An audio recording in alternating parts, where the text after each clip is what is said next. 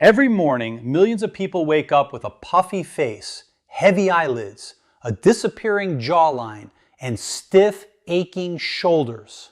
Most blame aging, others blame weight gain.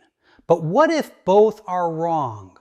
What if one tight muscle sitting on top of your shoulders is quietly blocking your body's natural drainage system, causing fluid to build up in your face, your neck, and even leaving you with constant pain? The shocking part is this: you may be able to help restore that drainage yourself in just 10 to 15 minutes using nothing but your own hands. No expensive creams, no injections, no fancy devices.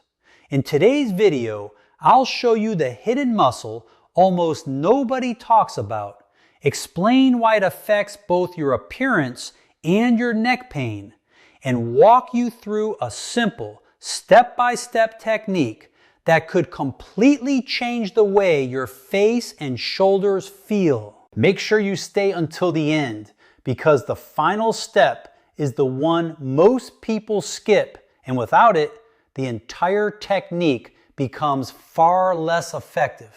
Quick thing before we get into it.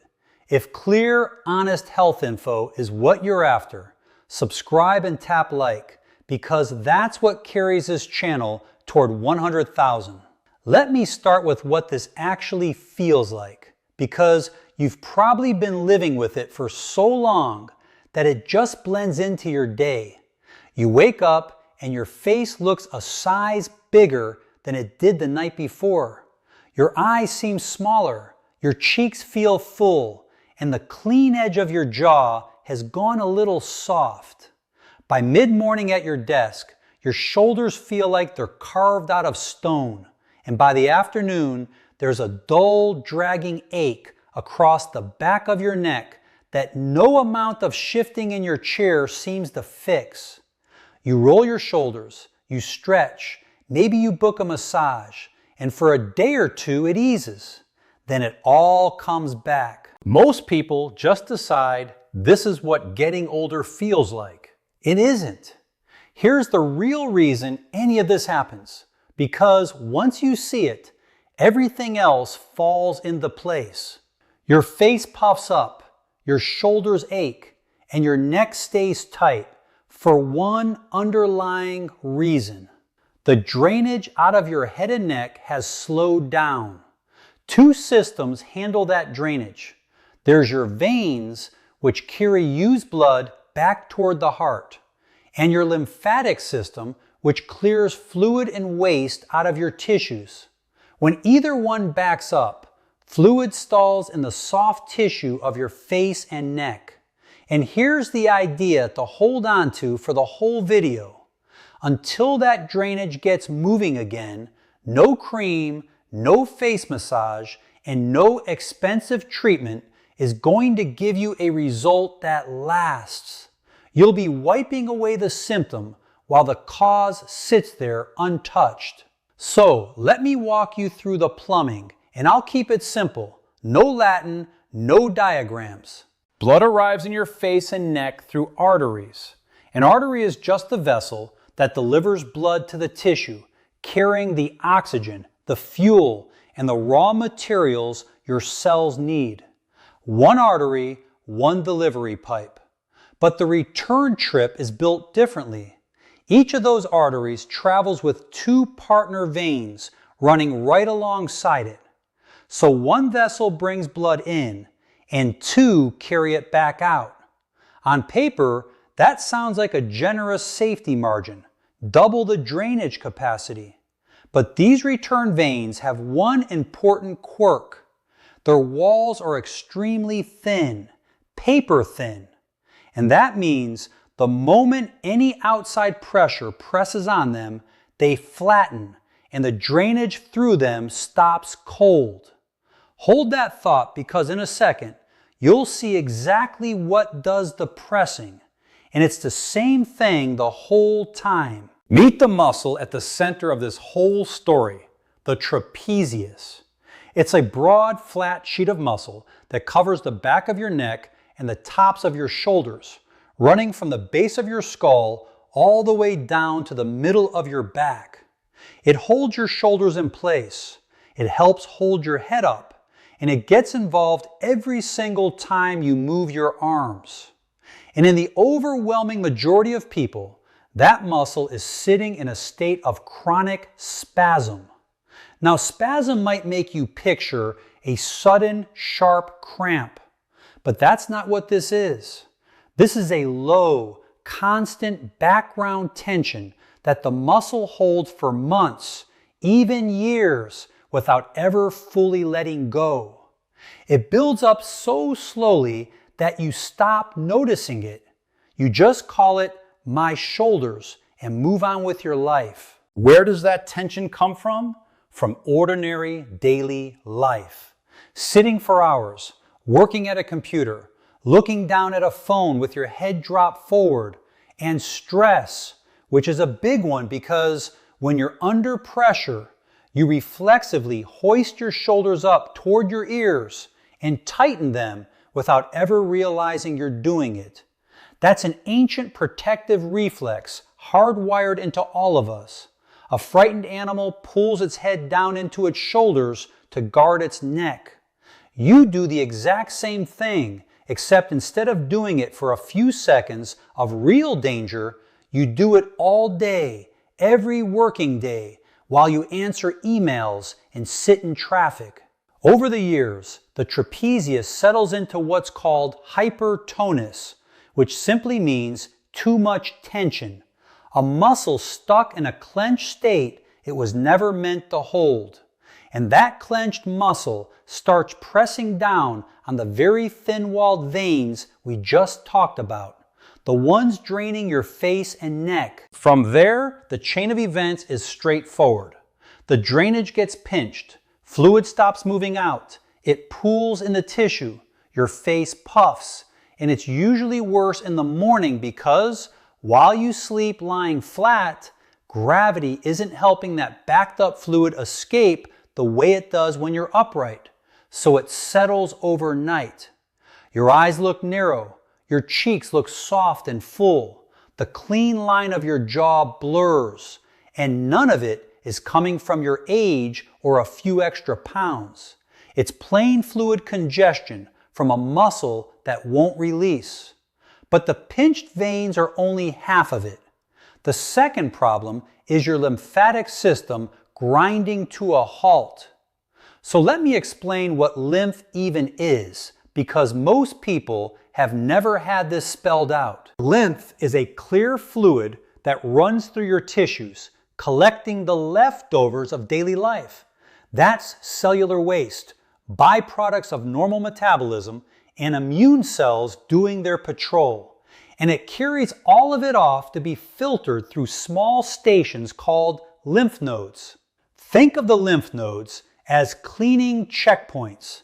The ones in your neck and just under your collarbone are the first checkpoints for everything draining down from your head and face. When the trapezius is clamped down, lymph can't flow freely toward those checkpoints, so it stalls. The tissue starts to feel soft, doughy, and water heavy. There's even a word for it, pasty, meaning swollen and spongy to the touch. This is where that second chin comes from, the soft fullness over the tops of your shoulders and the heavy, dragging feeling in your neck. It isn't fat in the way most people assume. A lot of it is simply trapped fluid that lost its exit. Now here's a mechanism almost nobody knows about, and it's a genuinely elegant one. Your chest actually helps pump fluid out of your neck just by breathing. Every time you breathe in, your chest expands, and that expansion creates a kind of vacuum inside the chest cavity, like pulling back the plunger on a pump. That central suction literally draws used blood and lymph downward out of your head and neck and into the main circulation heading back toward your heart. And your heart is pulling too, adding its own steady draw from below. So step back and look at what nature actually built here. There's 2 return veins instead of 1, a breathing chest that suctions fluid downward, and a heart pumping behind all of it. That's a system with backup stacked on top of backup, all designed for one purpose, so that you don't swell. And the whole thing gets choked by one tight muscle sitting across the top of your shoulder. Read that twice. One muscle undoes all of it. Let me talk about the pain itself, because the same problem explains those aching shoulders. When the trapezius stays clenched, it can't get a proper blood supply. Remember, the vessels feeding it are squeezed shut. A muscle starved of oxygen starts producing metabolic waste, including lactic acid. And because the blood flow that would normally flush that waste away has slowed to a crawl, it builds up and lingers in the tissue. That buildup irritates the nerve endings woven through the muscle, and you feel it as a dull, nagging, tired ache across your shoulders and neck. The kind that's just always sort of there in the background. Sometimes it climbs into a headache because the trapezius anchors directly onto the base of your skull and tugs on it when it's tight. Sometimes it shows up as a deep ache between the shoulder blades. And sometimes you get numbness or pins and needles running down your arms because a chronically tight muscle in that region can start to crowd the nerve pathways that travel toward your hands. Here's the frustrating part. A lot of people live with all of this for years and just assume it's normal wear and tear. They get told it's arthritis in the neck or some general cervical spine issue, and they're handed pain relievers, muscle relaxers, maybe around the physical therapy. And those things can genuinely take the edge off for a while, so I'm not knocking them. But the original driver, that long-standing, clamped-down trapezius, is still right where it was the whole time. Because hardly anyone ever gets shown how to work on that muscle directly on their own. That's exactly the gap I want to close today. There's a pattern that turns up in primary care far more often than you'd think. Take someone like Linda. She's in her early 50s, has a desk job, and comes in describing a puffy face every morning, shoulders that feel like concrete by lunchtime, and a neck that aches no matter how she sleeps. Creams don't touch the puffiness. Massages help for a day or two, then it all creeps back. On paper, nothing's wrong with her, but the moment you look at the tension sitting in her upper shoulders, the whole picture explains itself. That's not a rare case. That's an ordinary Tuesday. Now here's the technique itself. I'm going to walk you through it step by step so you understand the mechanics behind every move. And because this is hands-on work right next to your neck, it's genuinely worth running past your own doctor first, especially if you've ever had neck problems, circulation issues, or any kind of vascular condition. With that said, let me explain how it works. The whole method runs on one simple idea, a hydrodynamic pump. Picture an old blacksmith's bellows, the kind you squeeze to blow air onto a fire. Squeeze it, and the air gets forced out one end. Let it open, and it fills back up with fresh air. Your muscle tissue can be worked the exact same way. A rhythmic squeeze creates pressure that pushes stagnant blood and lymph out of the congested zone. The release lets the tissue refill with fresh blood. Repeat that cycle over and over, and you've got a pump running at full power, actively driving fluid out of the top of your shoulder. People often call this whole sequence a centrifuge, and you'll see exactly why in one of the steps coming up. The method has 4 steps, and the order matters because each one prepares the tissue for the next. The first step is compression, and you can think of it as warming the tissue up. You pinch up a fold of tissue over the top of your shoulder, right in the middle, like you're grabbing it with a clothespin. Then you give it a series of squeezes, somewhere around 8 to 10 of them. Each squeeze holds for about 3 to 5 seconds, with firm, steady pressure where you can really feel the tissue being compressed. Then about 1 second of release before the next one. A moderate amount of discomfort here is completely fine. Not sharp, not unbearable, but definitely noticeable. And that discomfort actually works as a built-in gauge. If pain hits you instantly and feels intense, you've grabbed too hard, so ease off the grip. If it builds slowly and stays dull, that's exactly right. That's the stagnant waist starting to shift and the tissue waking up. As you go, you'll notice something interesting. With each squeeze, the discomfort fades a little. That's not random or in your head. There's a well-known effect at work here called hyposensitization, which just means your nerve endings turn down their own sensitivity when they get the same mild signal over and over. The receptors essentially get used to the input and stop shouting at every touch. The practical payoff is that the next time you do this, you'll be able to work a little deeper with almost no discomfort at all. It's a familiar thing in hands-on bodywork, and here it's working entirely in your favor. The second step is stretching the tissue in every direction. Keeping your grip on that fold, you start pulling it around. First, straight up toward your ear until you feel the tension. Then out to the side. Then down. Then forward.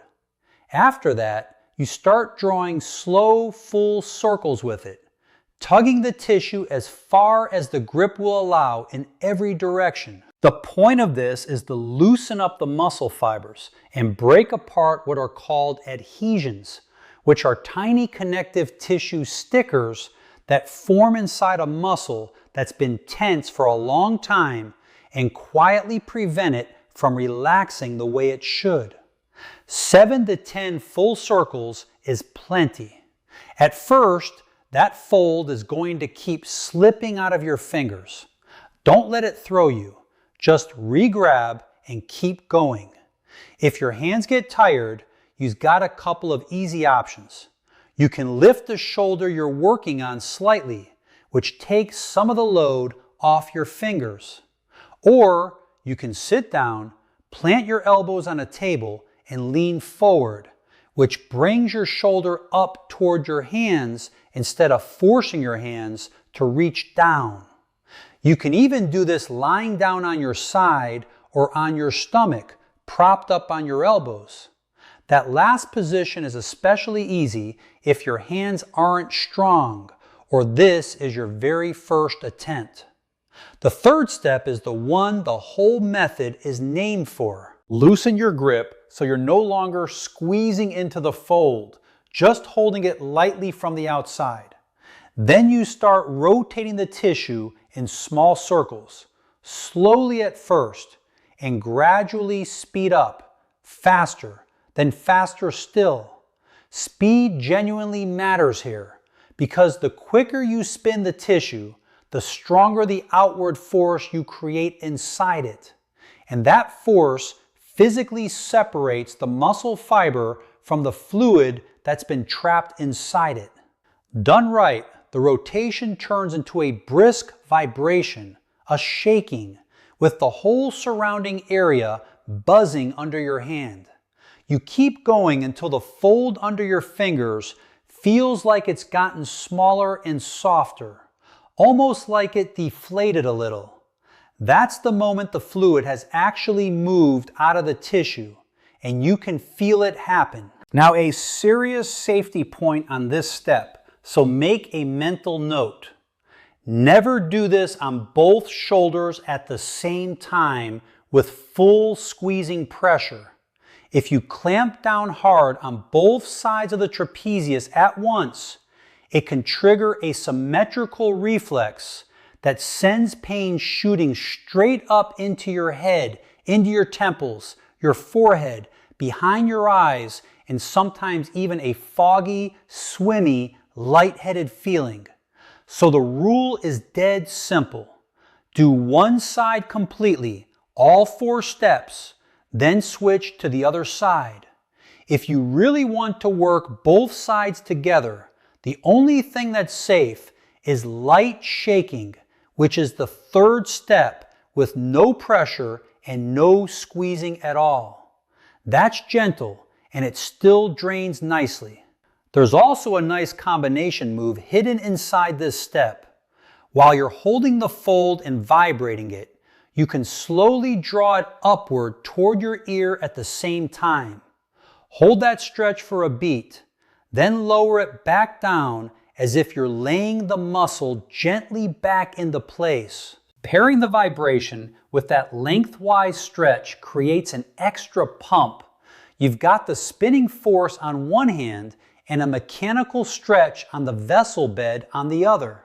The combined effect is noticeably stronger than either move done on its own. The 4th and final step is drainage, and skipping it is the single biggest mistake you can make. You stroke firmly along the area you've been working, going from the neck outward toward the shoulder, top to bottom, steering the fluid toward the lymph nodes tucked into the little hollow just above your collarbone. Those are the drop-off stations where lymph from your neck, your face, and the back of your head all collects. The idea here isn't a light pet. It's to squeeze the fluid along the way you'd wring out a wet cloth. And you can do it right through your clothing, and it works just as well. Here's why this step is non-negotiable. Without it, all the fluid you just shook loose simply resettles in the same area, and the whole effect turns out to be temporary. The drainage stroke is what actually carries that fluid off into the lymphatic system to be cleared out. And when people actually go and measure these drainage strokes, the tissue can shrink noticeably in just a couple of minutes of stroking alone, with no other technique involved. People with soft, water-heavy swelling tend to see it fastest. If your shoulder tissue is denser and more muscular, it'll take more time and more sessions, but the change still comes. Let me clear up the questions that come up most often. Can you do this every day? Yes, because it's not a damaging technique.